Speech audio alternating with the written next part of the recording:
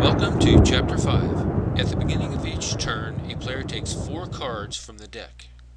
Player 1 will now read through each card's type and demand field to determine what cards can and cannot be played. His first card is Green Mangus. By playing this card, he may use the card's ability this turn, then use the stone at the end of the play as his free attack. Or he may prefer to keep the stone out of play for now and put the card at the bottom of his deck. His second card is Chilling Shards, a hex. The demand states that this hex may only be cast on one of his own savages or master stones. There are no masters or savages on the field at the moment, but he plans to shoot his master this turn, so this card can be used later. Player 1's third card is a Cave Wolf. This Karun card's demand requires that at least one silver stone has been captured. Since no stones have been captured, he decides to discard Cave Wolf to the bottom of the deck. Player 1's final card is the Cave Elemental, a savage. The demand states that a savage can only be shot if the player has a master stone on the field. If he puts his master in play, he will be able to use this card. Player 1 strategically rearranges his cards in his preferred order. He decides to first play Green Mangus. This card allows him to shoot the master stone from his home line and a second of his stones simultaneously, thus getting 2 shots with 1 card.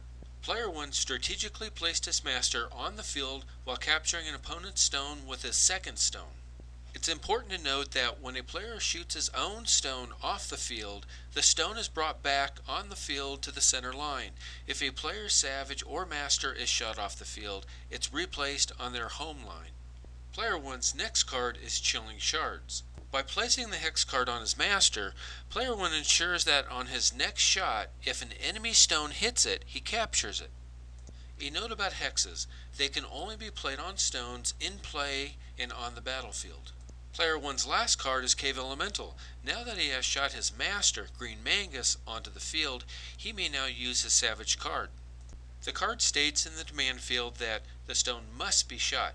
In the power field, it says capture 1 enemy stone within 1 card length.